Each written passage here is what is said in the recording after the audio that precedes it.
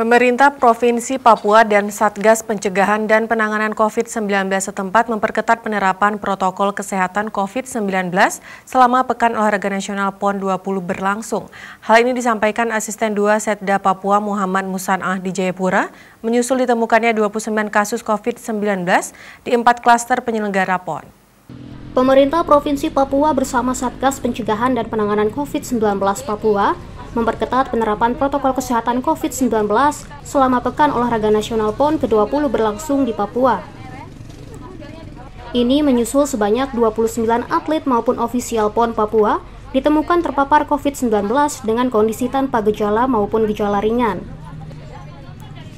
Hal ini seperti disampaikan Asisten 2 Setda Papua Muhammad Musanah pada Rabu 6 Oktober di Jayapura. Khusus untuk para atlet, saya kira itu sudah protokolnya sudah jelas. Setiap sebelum memulai pertandingan itu kan harus melakukan tes antigen. Ke depan, beberapa hari ke depan ini kita akan perketat protokol kesehatan. Yang pertama pasti harus pakai masker yang benar.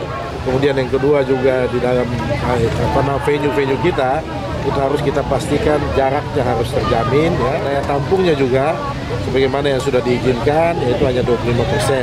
Satgas akan sampaikan ke semua pelaksana. Dari 29 kasus tersebut, jelasnya ada 1 orang sudah dinyatakan sembuh, sementara 28 lainnya masih menjalani isolasi di tempat-tempat yang sudah disiapkan pemerintah dengan pemantauan ketat oleh tenaga kesehatan.